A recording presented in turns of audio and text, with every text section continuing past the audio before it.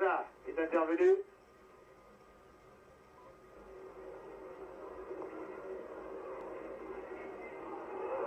Ah, on a laissé partir Bessonov. C'est le premier but, oui. Et voilà, Bessonov, Vladimir Bessonov, le numéro 7, a réussi le premier but sur une faute énorme. Regardez un peu comment les joueurs mexicains qui étaient à 4 contre 1, ils ont laissé passer la balle. Vous allez voir le numéro 4, Alvarez, il laisse filer la balle. Et puis il y a Cosio qui est là. Et Bessonov qui est très rapide, passe entre les deux Mexicains.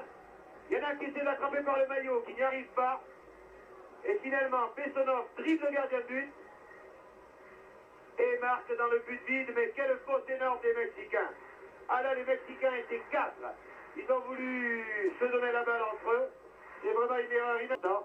Il a bien failli avoir un but contre les Soviétiques. Une interception encore une. Les joueurs abusent un petit peu des passes au gardien de but. Et comme les Soviétiques, comme les Mexicains sont très vifs. Coup franc indirect. Monsieur Novikov est sorti de sa surface, non, à l'intérieur. Coup franc indirect dans la surface.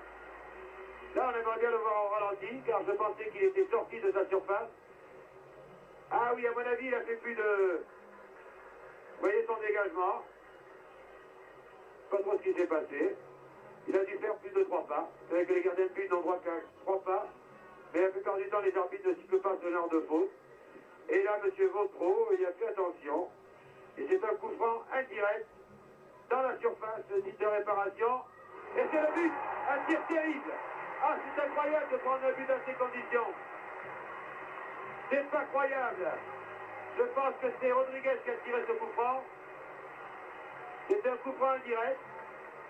Il y a eu une passe. Et un tir terrible. Alors ça, c'est vraiment encore un but bête. Ah, le gardien semblait bien placé, Novikov, mais c'est lui qui a fait la faute.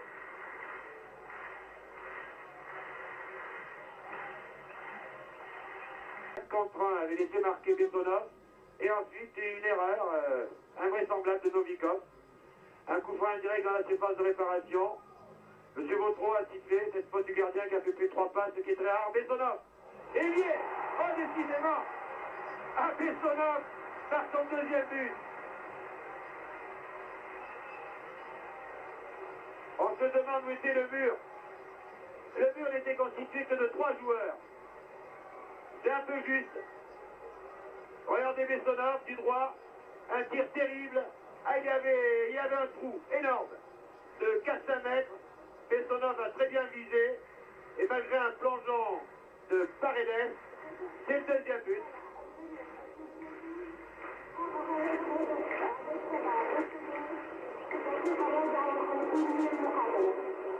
Et que Bessonov est toujours sur la touche. Rubio pour Mora. Les Soviétiques jouent à 10. Et voilà, c'est l'égalisation pendant que Bessonov n'était pas là. C'est assez extraordinaire car maintenant on marque des buts, j'allais dire presque à la peine.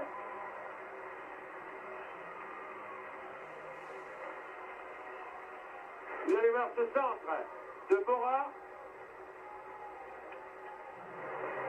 Ah, les Soviétiques étaient un peu dégarnis là. Et Manzo a réussi ce but. 2-2. Ah, c'est assez extraordinaire. On se demandait si il y aurait des buts. Paraît-il, le Rudakov prend sa retraite. Et voilà, Yuri, c'est lui.